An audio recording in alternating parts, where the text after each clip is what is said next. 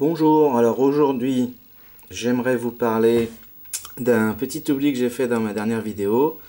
J'ai parlé des tout petits EDC et j'ai oublié celui que je porte sur moi depuis maintenant 4 mois. Donc il s'agit du Spyderco R, c'est une collaboration avec Gail Bradley. C'est un Gail Bradley, donc c'est un coutelier américain qui est connu, qui vit au Texas et qui est connu pour avoir remporté des concours de coupe aux États-Unis.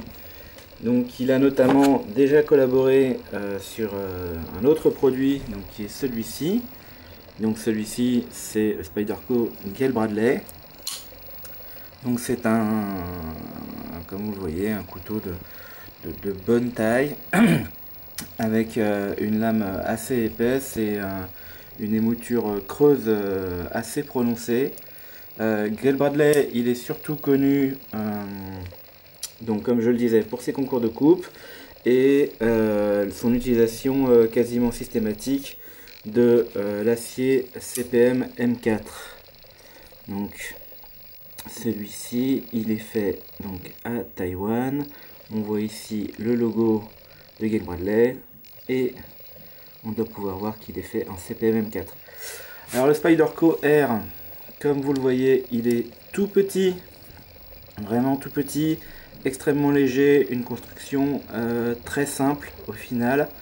Donc on a deux piliers, un ici, un à la fin, pas de clip ceinture, pas de trou pour la dragonne, et le pivot. Donc il s'agit donc d'une construction avec deux petits liners en titane et des plaquettes donc en faux silver twill.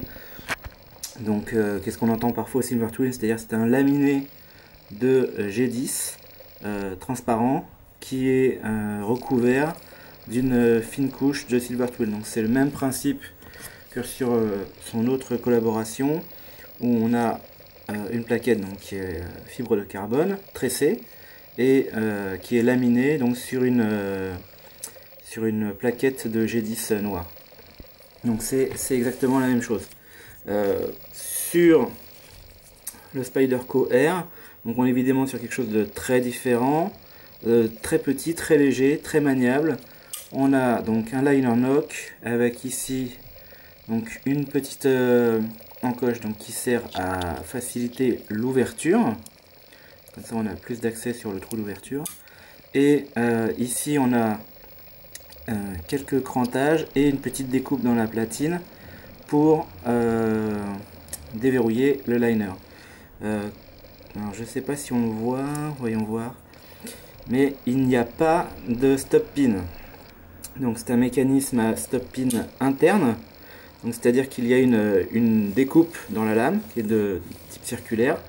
Et entre les deux liners en titane, il y a un pin, donc un petit pilier qui fait que la lame ne va ni trop en avant ni trop en arrière.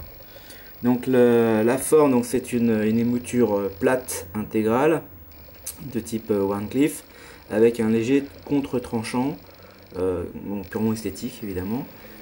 C'est extrêmement rasoir, ça coupe vraiment très bien, très léger. Depuis que je ne le quitte pas.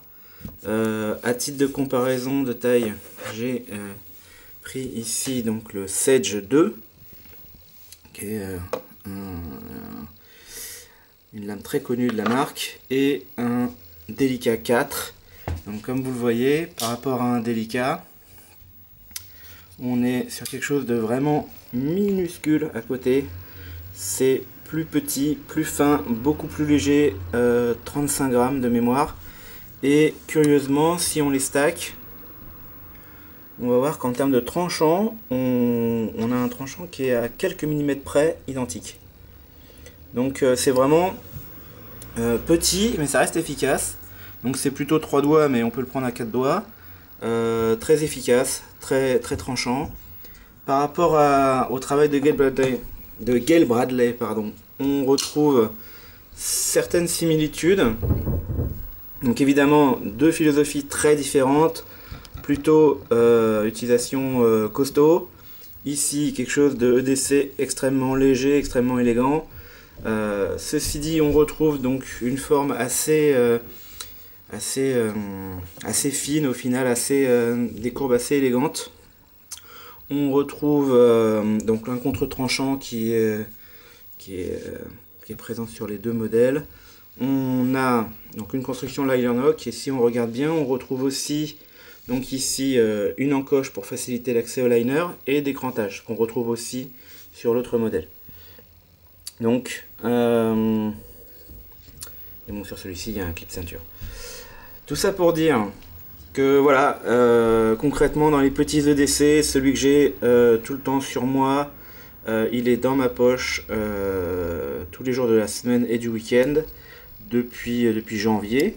Donc voilà, je le porte en permanence. Et bon, il a quelques petites marques d'usure sur les liners là parce que il tape un peu contre la monnaie. Et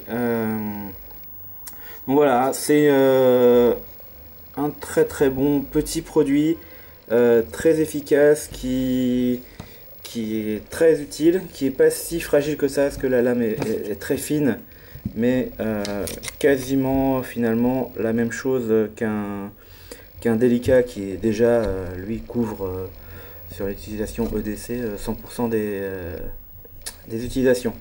Donc bah voilà, c'était ma petite présentation. Et ben merci de votre attention et à bientôt. Au revoir.